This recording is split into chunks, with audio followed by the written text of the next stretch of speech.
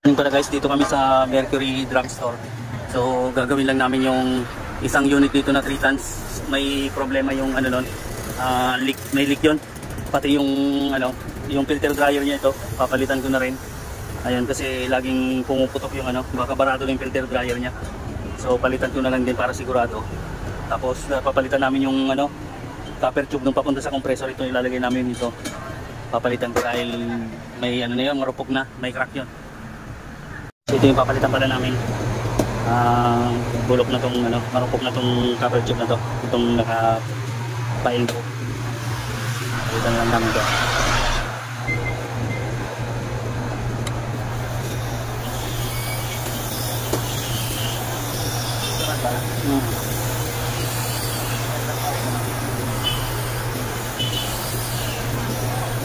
May pressure pa siyang konti.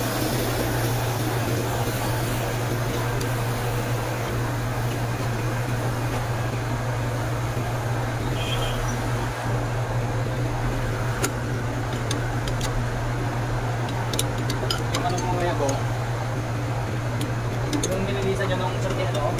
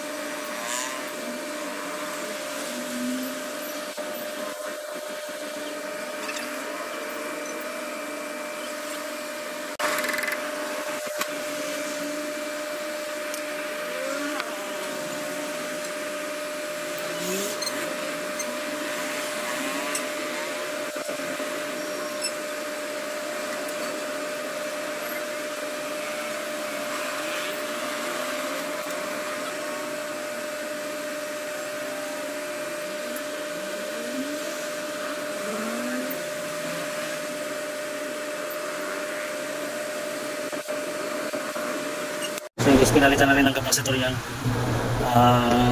Tsaka itong filter dryer niya pinalitan na rin. Tapos karga na lang ito ng preyon. Nainang na to.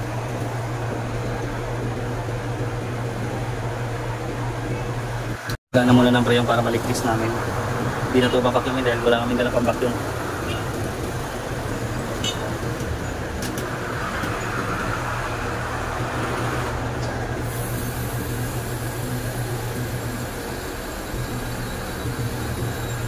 Yan, karga na siya ng preyon.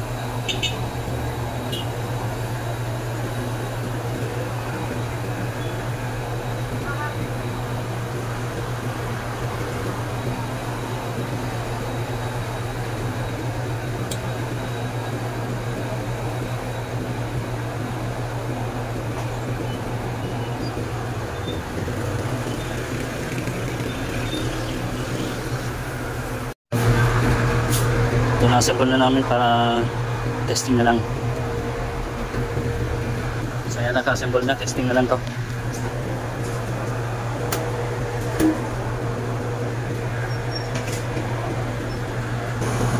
So yan ang matal na guys.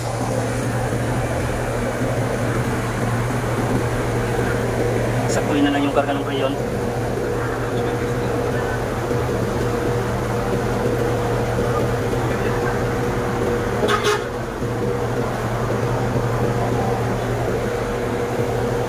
Ito guys, okay na to. Pati yung karga niya ng preyon. Sakto na to. Ayan, nagmumoist na yung kanyang cover, yung sa low side niya. Ito yung pinalitan na rin namin, no? Filter dryer niya. So ito, kinunan pati namin yung sinalpakan namin ng gauge yung high side niya. Ayan, parehas yung ano niya, yung pressure ng low side at high side. So magkaparehas lang. So ibig sabihin, running condition yung compressor niya, okay. Walang problema. So i-close ko na lang to. Okay na to. Lagyan ko na lang to ng takip. Kinunan ko na rin ng amperayan.